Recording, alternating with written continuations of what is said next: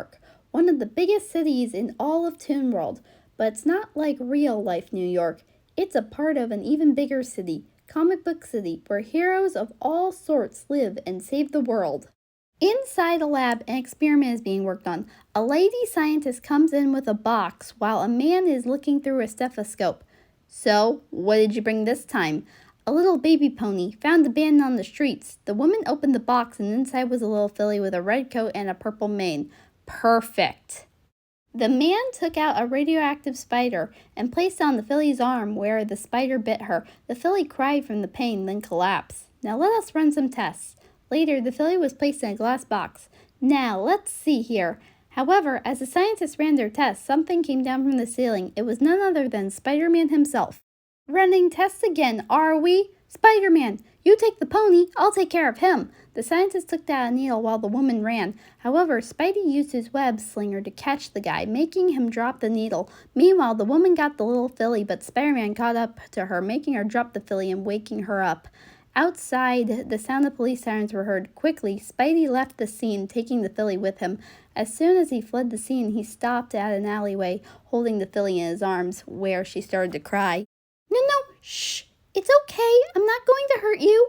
But the filly didn't stop crying. Shh, it's okay, here. Spider-Man removed his mask to show the filly he was not bad and revealing his identity as Peter Parker. See, I won't hurt you. The filly didn't touch his face. Right, why don't I take you home? Later, Peter took the filly back to where he lived with his Aunt May, who luckily wasn't home. Good thing Aunt May's not here. She would have flipped if she saw you, and me if she ever found out my secret crime-fighting life. Peter put the filly down on his bed. I'm gonna go change and get you some food. You wait here.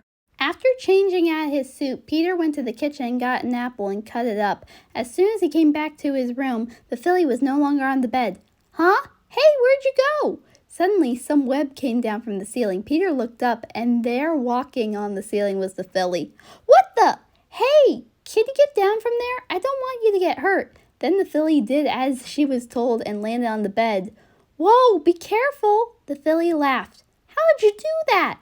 The filly pointed to the spot where the spider bit her. Did those scientists do that to you? The filly nodded yes.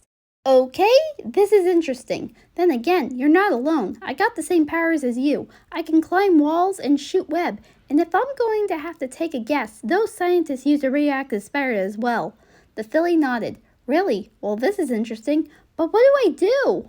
Well, I'm afraid there's only one person I know who could help me now.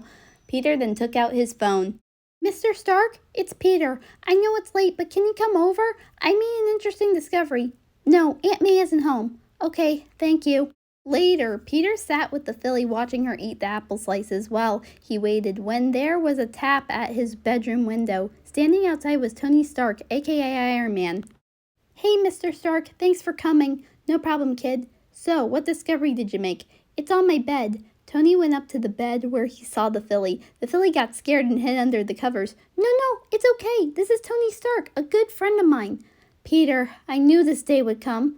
What do you mean? Did that filly gain the same powers as you? Yes. Well, it's a good thing I brought someone here with me. Tony went to the window. Star, come in here. There's someone you should meet. From the window was another filly with a white coat and red and yellow mane, and on their back was metal wings. Peter, shooting Star. Star, Peter.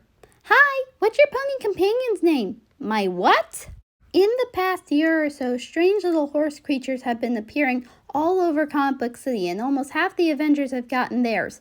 I found Star near a dump with her wings ruined and almost on the verge of death. Luckily, I managed to save her myself with the same tech I used for my suit, and gave her wings as well. And we even started a program at HQ where they can train and help you out on missions when they're older. Wow, really?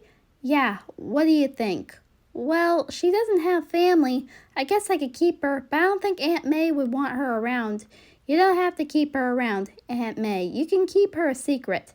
Yeah, and she can come train with me at the program. We got lots to sit there, like gadgets and weapons. What do you say, Peter? I guess it wouldn't hurt to help. All right. Well, that settles it. Bring her to HQ this Saturday. Got it. Come on, Star. After Tony and Star left, Peter let the filly sleep with him. Well, this isn't really something I had in mind, but I think I can make it work. After all, you will be with other ponies like yourself, so you're not alone, and as long as I'm here, I will be with you. From now on, you'll be known as Spider-Man, but for short, you could go by Webby.